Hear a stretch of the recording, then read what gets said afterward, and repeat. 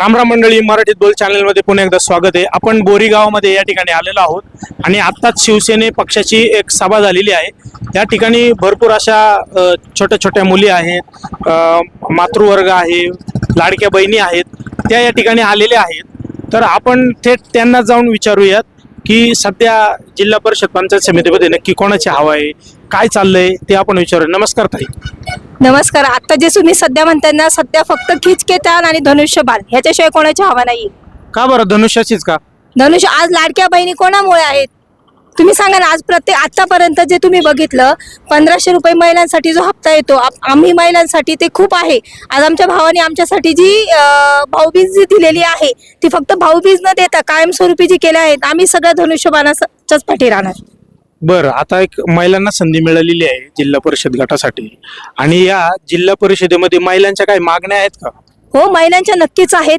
आज ज्या जिल्हा परिषदेसाठी ज्या महिला उभ्या आहेत, आता आमच्या इथून जयश्री ताई आहेत, माधुरी ताई आहेत. जयश्री ताईंची नाळ ही मातीशी जोडलेली आहे.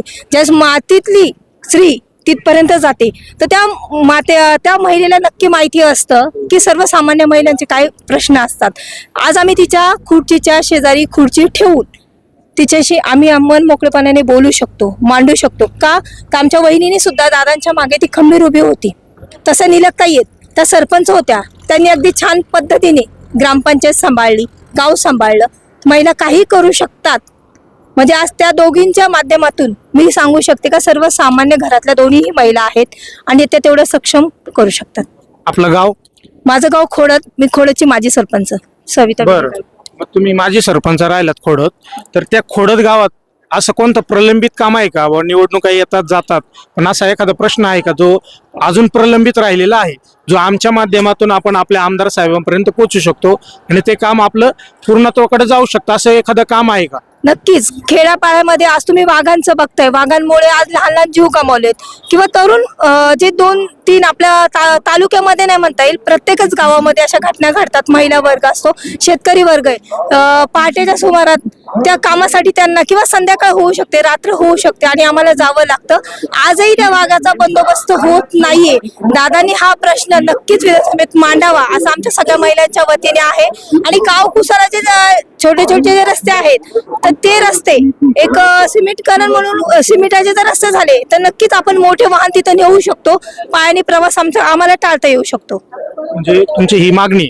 हो, आमची रस्त्यांची, प्रामुख्याने रस्त्यांबरोबर आज आमची लहान लहान मुलं खेळतात, शाळेत जातात किंवा तिथून वावरतात, तर वाघांची संख्या इतक्या मोठ्या प्रमाणे वाढलेली आहे की आमच्या मुलांना आम्हाला पाठवताना असं वाटतं की त्यांचा जीव घरी येत तोपर्यंत आईचं काळीज असतं, वडिलांचं काळीज असतं की आमची मुलं सुखरूप येतात की नाही. आमचं पूर्ण लक्ष मुलांकडे लागलेलं असतं. मला अजून एक तुम्हाला शेवटचा प्रश्न म्हणतो. आता या निवडणुकीमध्ये तुम्ही हे जे चित्र पाहताय, सध्या जे काय चालू आहे, कोण पक्षांतर करतं किंवा काय, पण तीन पक्ष एकत्र येऊन आज या शिवसेनेच्या विरोधात आहेत. हे जे 3 पक्ष आलेत, या आव्हानाकडे कसं पाहताय तुम्ही? हे बघा, शिवसेना हा पक्ष तुम्ही आव्हान नाही म्हणताय नाही. ज्यावेळेस समोरच्याला आपण लढू शकत नाही ना, त्यावेळेस ना सगळ्यांना एकत्र यावं लागतं आणि राजा हा राजाच असतो आणि धनुष्यबाण हा नेहमी राजाच राहणार. धनुष्यबाण हा राजाच राहणार. बर, मग आता शेवटचा प्रश्न.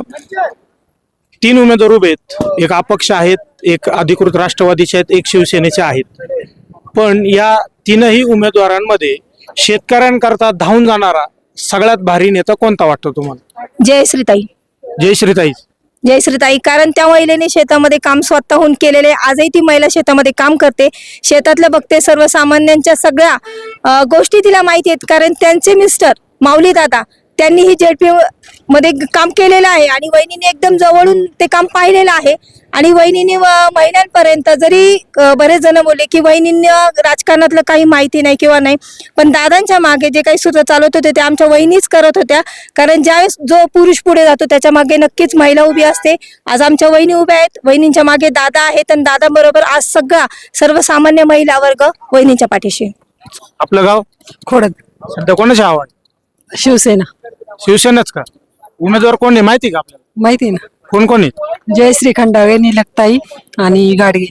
बरं, हे शिवसेनेचे झाले. हा शिवसेनेचे. आणि पुढचे राष्ट्रवादीचे राष्ट्रवादीचे आले नाही का तुमच्याकडे? नाही. प्रचाराला नाही आले नाही कुणीच नाही आले का नाही राष्ट्रवादीकडून कल्पनाताई काळे उभे आहेत आणि अपक्ष आपल्या कविताताई पवार म्हणजे पांडुरंगजी पवार साहेब यांच्या सुनबाई उभे आहेत. मग तुम्ही कसं पाहता या तिन्ही उमेदवारांकडे कोण निवडून येईल? धनुष्यबाण. धनुष्यबाणच निवडून येईल का? हो का बरं तुम्ही धनुष्यबाणचे फॅन आहे का? फॅन म्हणण्यापेक्षा त्यांची कामं चांगली आहेत. कामं चांगली म्हणजे हो. निवडून देताना माणूस पाहायचा, पक्ष पाहायचा की काम पाहायचं? माणूस पाहिजे. माणूस माणसाचं काम पाहिजे. माणसाचं काम पाहिजे म्हणजे माणूस, काम आणि पक्ष या तीनपैकी कोणतं पाहिजे? काम पाहिजे. चालते. धन्यवाद. तुम्ही लाडक्या बहिणीने आमच्याशी बातचीत केलीत.